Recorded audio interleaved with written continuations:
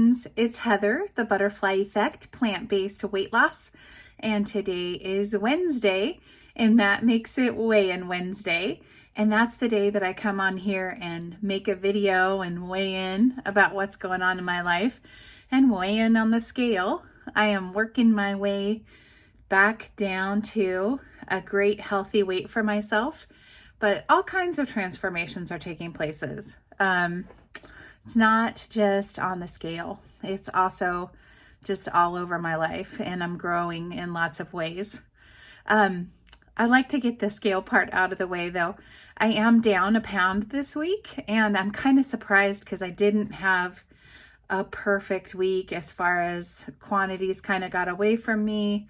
But I did stay on track as far as eating what we call to the left of the red line. So that means keeping your food choices to only things that have 600 calories a pound or less. And if you're wondering what that is, it's all the stuff I talk about eating all the time. Beans have 600 calories. They're like the highest calorie thing that I eat. And whole grains and vegetables and fruits, and quinoa, an occasional nut here or there, but always mixed with other things that would lower the caloric density. So I guess it's good that I follow that because it gives me some grace on the weeks when I'm not so perfect. I have been going through some stuff, and I hate it when people do this, but I'm going through some stuff, but I can't talk about it yet because it's like some stuff. And I will be able to talk about it very soon. Probably I'll be able to talk about it by next week. Hopefully it'll just be a thing, but it's been super, super stressful, and it's been a lot, and it involves conflict, which I'm a person who loves harmony. So I'm just going to ask for your prayers and thoughts and good intentions for this next little bit of thing that I have to go through and for you to just trust me. Please don't private message me and ask, oh, you can tell me what's going on. Please tell me what's going on. I'm not trying to drive you crazy. I promise I will tell you, but I just can't yet. And some of you already know, and it's all coming down, so it should be over soon. I love you all. I hope you are having a great week. I hope that you have a lot to be grateful for.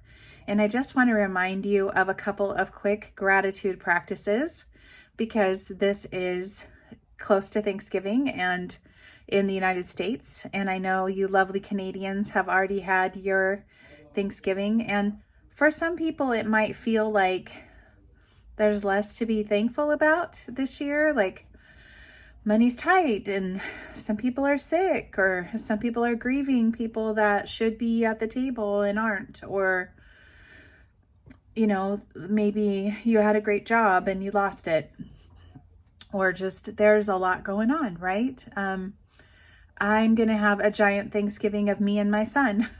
That's my whole Thanksgiving, and our 2 dogs and the cats. But we all have so much to be thankful for. And so these are some gratitude practices that are ones that you might want to try. One is called 3 Good Things, and it's very simple. Every day you think of 3 things that you're grateful for, or 3 good things that happened, and you're training your brain to look for the good, right? And it's an easy thing to do. Then I've talked about this before. You can do a gratitude journal, and you can do that on your phone. There's a gratitude app, or I like the Calm app. That's a meditation and journal that also has, it's a meditation app that also has gratitude programs on it where you can have a gratitude journal.